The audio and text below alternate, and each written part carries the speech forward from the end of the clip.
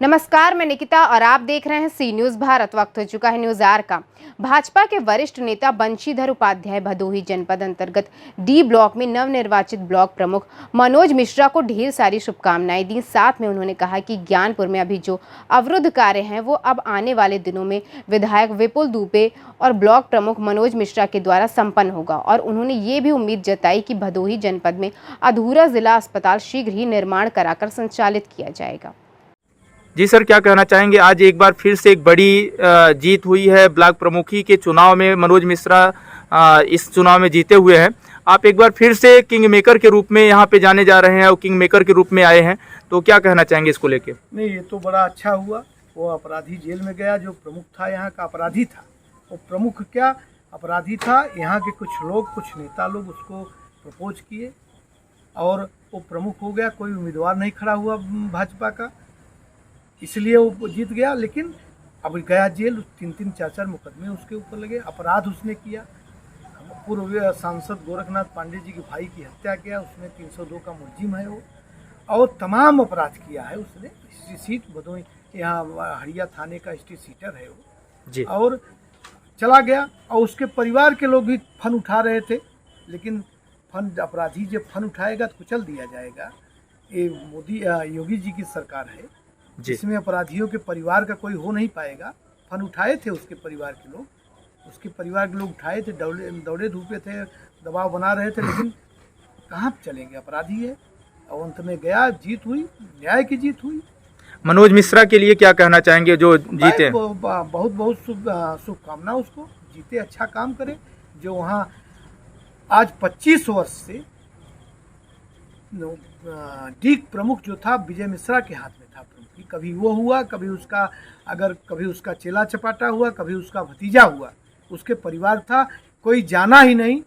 तमाम वहाँ के दुखी थे। प्रधान सबसे कटवा लेता था सोलर लाइट के नाम पर।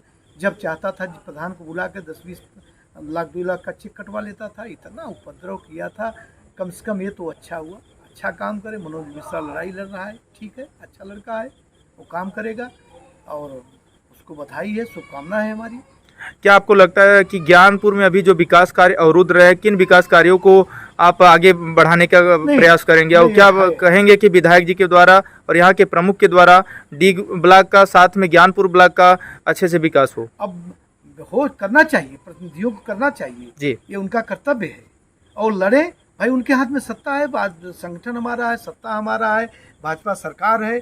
सरकार इसीलिए जाना जाते, विकास के लिए जानी जा रही, चाहे केंद्र में हो चाहे राज्य में। लोग मेहनत करें और सारी बात होगी। हमसे जहाँ तक बन पड़ेगा हम भी प्रयास करेंगे। हम बहुत तो अभी क्या प्रमुख समस्याएं आप नजर आती है ज्ञानपुर क्षेत्र में? ज्ञानपुर की प्रमुख समस्याएं देखिए 2-3 हैं। एक तो प्रयास करें यहाँ का जो यूनिवर्सिटी हो जाए जी। पीपा पुल का तो पक्का पुल का तो प्रयास हो रहा है, उसमें प्रयास कर दें, त्वरित गति हो जाए। डेंगूरपुर का हो जाए।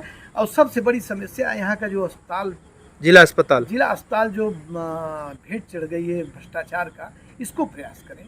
अभी तक कुछ हो नहीं रहा है, 5 वर्ष भी बीत गया।